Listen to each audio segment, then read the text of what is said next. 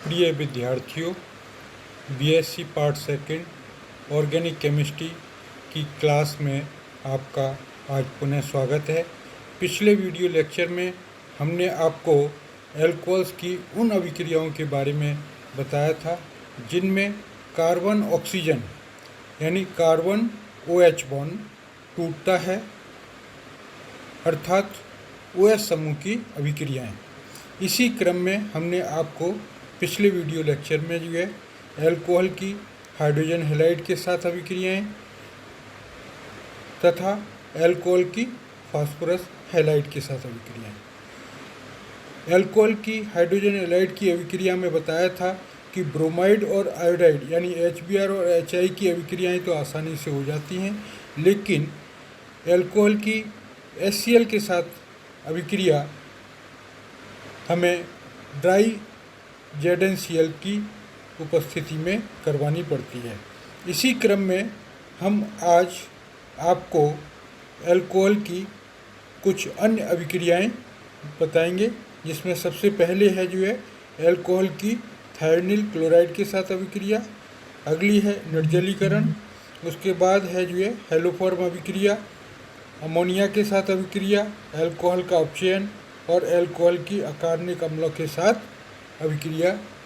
ये सब हम आपको जो है आज हम आपको सबसे पहले जो है थायोनाइल के साथ एल्कोहल की अभिक्रिया के बारे में बताएंगे। एल्कोहल थायोनाइल क्लोराइड के साथ अभिक्रिया करके एल्किल हैलाइड्स बनाता है जो है।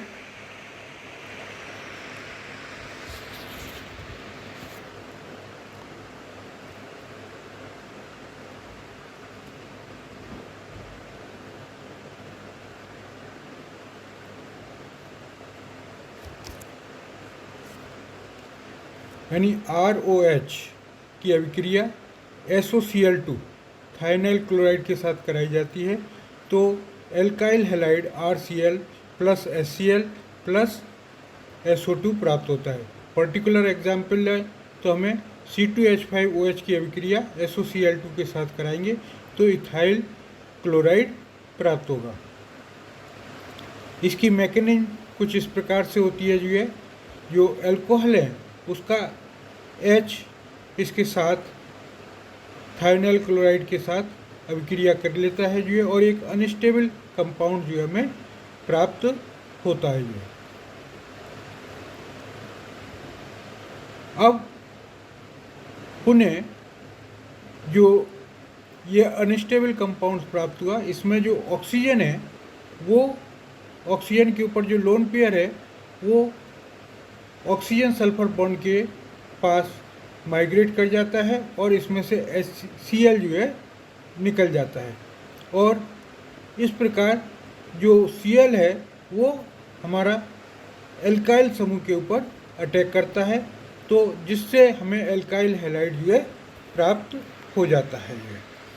दूसरी अभिक्रिया है निर्जलीकरण यानी डिहाइड्रेशन, या दूसरे शब्दों में हम कह सकते हैं कि एल्कोहल के अंदर से जल के अणु का निष्कासन।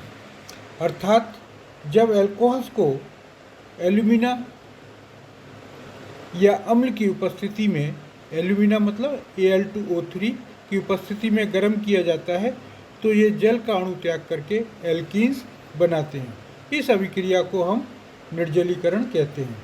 यहाँ पर हम देखते हैं कि जो प्राइमरी एल्कोहल है वो हमें ज़्यादा हायर टेम्परेचर पर और H2SO4 की जो सांद्रता है वो भी अधिक लेनी पड़ती है।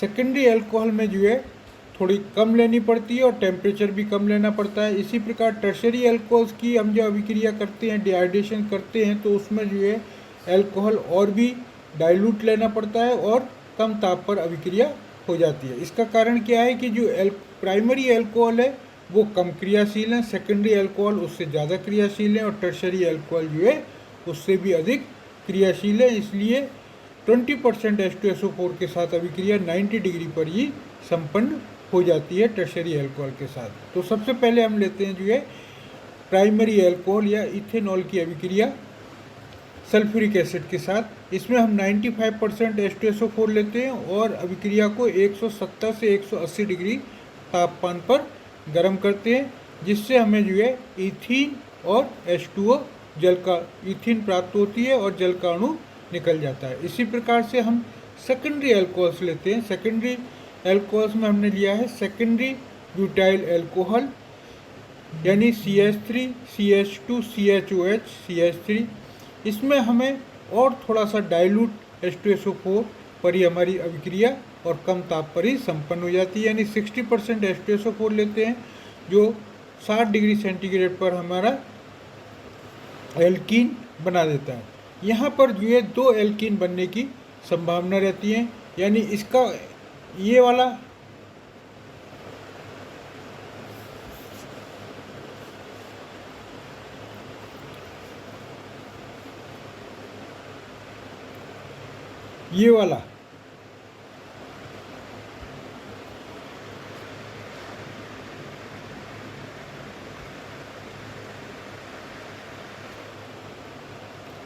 यानी ये वाला जो H है यहाँ पे CH और CH3, इसमें जो है यानी इस वाले CH3 का H एक लेकर ऑक्सीजन निकल जाए तो हमें 1 एल्कीन प्राप्त होगा, यानी 1 ब्यूटीन प्राप्त होगा।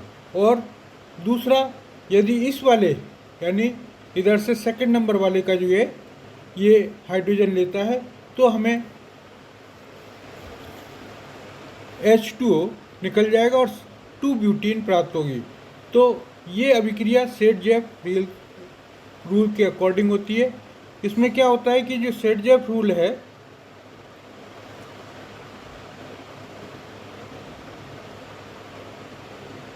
वो बताता है कि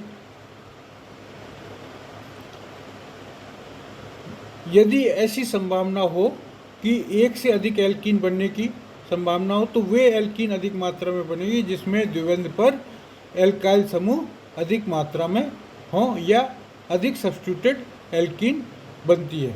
तो इस प्रकार से हमें अधिक सब्स्टिट्यूटेड, यहाँ पे केवल जो 1 एल्कीन है उसमें केवल एक ही एल्काइल ग्रुप है, इसमें जो है दोनों तरफ एल्काइल ग्रुप है जो है, इसलिए ये वाली एल्कीन प्राप्त होती है। इसी प्रकार से जब हम टर्शरी ब्यूटाइल एल्कोहल यानी 3 डिग्री एल्कोहल की अभिक्रिया को का डिहाइड्रेशन करते हैं तो हमें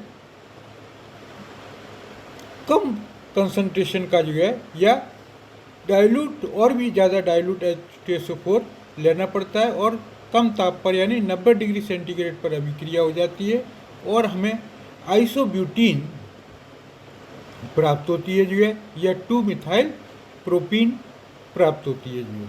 तो इस प्रकार से जो है ये इसके एसिड के माध्यम से जो है इसका एल्कोहल का डिहाइड्रेशन है। यदि इसमें एक और इंटरेस्टिंग रिएक्शन है, यदि एल्कोहल का निर्जलीकरण सल्फ्यूरिक एसिड के साथ एल्कोहल की अधिक मात्रा में कम ताप पर ही करवाया जाता है तो उत्पाद जो है हमें डाई एल्काइल ईथर प्राप्त होता है। यानी अगर अधिक मात्रा में हम लेंगे जो है एल्कोहल और कम ताप पर सल्फ्यूरिक एसिड के साथ अभिक्रिया कराते हैं तो हमें डाई इथाइल ईथर प्राप्त होता है। ये इसी प्रकार यदि एल्कोहल की वाष्प को गर्म एल्यूमिना के ऊपर प्रवाहित किया जाए तो कम ताप पर ईथर और अधिक ताप पर जो है एल्कीन प्राप्त होती है। यानी इथाइल एल्कोहल को लिया है हमने जो है एल्यूमिना के साथ 375 डिग्री सेंटीग्रेड पर यदि अभिक्रिया कराते हैं तो हमें एथीन प्राप्त होती है जो है। और यदि अभिक्रिया Al2O3 के साथ 300 डिग्री सेंटीग्रेड पर कराते हैं तो हमें डाईइथाइल ईथर प्राप्त होता है। अब नेक्स्ट रिएक्शन है हेलोफॉर्म अभिक्रिया। ये बहुत ही इम्पॉर्टेंट अभिक्रिया है जो है, अक्सर जो है हमारे पूछी जाती है जो है एग्ज़ाम में। और इसी हेलोफॉर्म रिएक्शन को हम अल्कोहल का टेस्ट भी करते हैं जो है सेकेंडरी अल्कोहल्स का, जिसमें आयोडोफॉर्म बनता है, वो आगे लेंगे हम अभिक्रिया। तो यानी वे अल्कोहल जिनमें CH3CHOH बॉन्ड उपस्थित हो या समूह उपस्थित हो तो क्षार की उपस्थिति में हैलोजन से अभिक्रिया करके हेलोफॉर्म जो है बना देते हैं। अभिक्रिया कई पदों में होती है।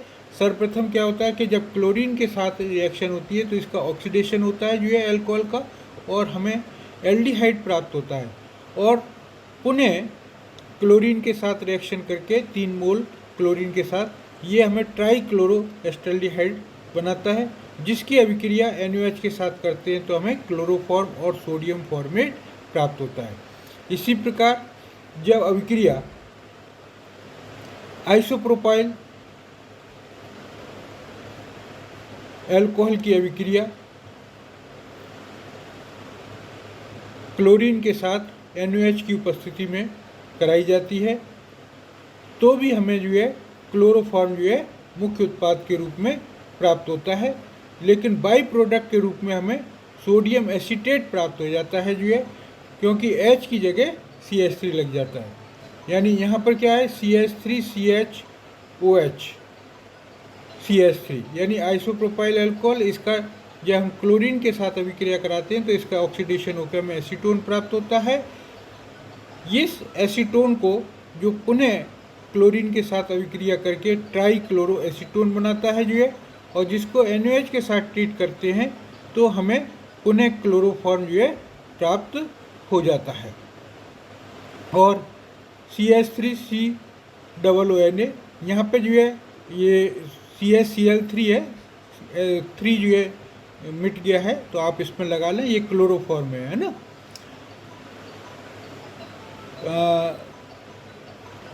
इसी प्रकार यदि इथेनॉल की अभिक्रिया आयोडीन के साथ NaOH की उपस्थिति में करवाई जाती है तो हमें पीले रंग का अवलेय आयोडोफॉर्म पदार्थ बनता है। इस अभिक्रिया को आयोडोफॉर्म परीक्षण भी कहते हैं। यानी जो अल्कोहल है उसकी हम लैब में इथेनॉल की जो है लैब में जो परीक्षण करते हैं तो उसमें आयोडोफॉर्म बनता है।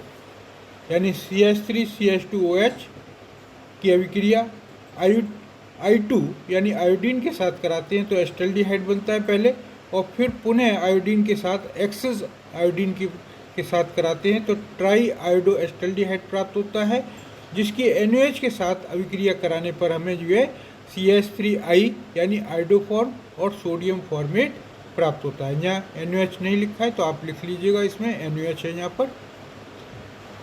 नेक्स्ट अभिक्रिया है अमोनिया के साथ। अल्कोहल्स को जब शुष्क ZnCl की उपस्थिति में अमोनिया के साथ 300 डिग्री ताप पर गर्म करते हैं तो हमें एल्काइल एल्कीन प्राप्त होती हैं। यानी उसमें क्या होता है कि जो है C2H5OH का जो NH3 का H है ये इसके साथ अभिक्रिया करके H2O के रूप में निकल जाता है और हमें प्रोडक्ट जो है इथाइल एमीन प्राप्त होता है। अभिक्रिया 300 डिग्री सेंटीग्रेड ताप पर करवाई जाती है। नेक्स्ट रिएक्शन है जो है अल्कोहल का अपचयन। अल्कोहल रेड फास्फोरस यानी लाल फास्फोरस और HI से अपचयित होकर एल्केन बनाते हैं, यानी अपचयित होकर एल्केन बनाते हैं। यानी इसमें क्या करते हैं हम जो है इथेनॉल की अभिक्रिया HI यानी हाइड्रोजन आयोडाइड के साथ लाल फास्फोरस के उपस्थिति में 300 डिग्री सेंटीग्रेड पर कराई जाती है तो हमें ईथेन प्राप्त होता है जो है।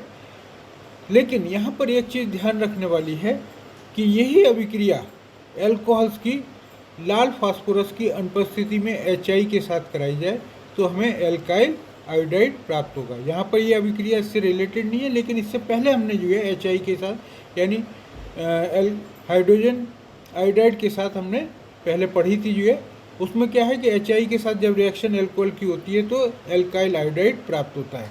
इसी प्रकार से यदि अल्कोहल की अभिक्रिया केवल आयोडीन के साथ रेड फास्फोरस की उपस्थिति में कराते हैं तब भी हमें एल्काइल आयोडाइड प्राप्त होते हैं।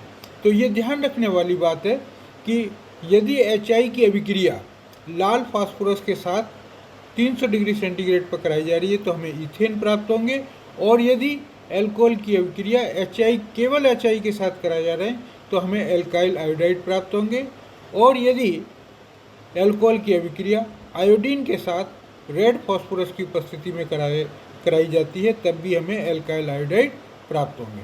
नेक्स्ट रिएक्शन है रिएक्शन विद इनऑर्गेनिक एसिड्स यानी अकार्बनिक लवणों के साथ अभिक्रिया, अकार्बनिक अम्लों के साथ जो है अभिक्रिया। अकार्बनिक अम्लों में जो है हम HNO3 और H2SO4 को काउंट करते हैं, ये यानी नाइट्रिक एसिड और सल्फ्यूरिक एसिड। अर्थात जब अल्कोहल की अकार्बनिक अम्लों के साथ HNO3 या H2SO4 के साथ कराई जाती है तो हमें लवण प्राप्त होते हैं। फॉर एग्जाम्पल इथेनॉल यानी C2H5OH की अभिक्रिया नाइट्रिक एसिड के साथ कराते हैं। नाइट्रिक एसिड को हमने थोड़ा सा इस प्रकार से लिख रखा है HO-NO2, तो हमें जो है H2O निकल जाता है और हमें जो है इथाइल नाइट्रेट प्राप्त होता है जो है। इसी प्रकार से जब सल्फ्यूरिक एसिड के साथ अल्कोहल अभिक्रिया करते हैं तो एथिल हाइड्रोजन सल्फेट जो है प्राप्त होते हैं। यहाँ पर एक चीज़ ध्यान रखने वाली बात है कि यदि अल्कोहल हम अधिक मात्रा में लेंगे और अभिक्रिया को थोड़े से हाई टेम्परेचर पर कराते हैं तो हमें डाईएथिल ईथर प्राप्त होते हैं, अर्थात 2C2H5OH प्लस HO-SO3H यानी सल्फ्यूरिक एसिड की अभिक्रिया 150 डिग्री सेंटीग्रेड पर कराते हैं। तो पहले स्टेप में तो हमें सेम इथाइल हाइड्रोजन सल्फेट प्राप्त होता है, लेकिन जो सेकंड स्टेप में जो है क्योंकि एक्सेस में इथाइल अल्कोहल ले रखा है तो ये इथाइल अल्कोहल के साथ अभिक्रिया करके जो है डाई इथाइल ईथर बनाता है। तो इस प्रकार से जो है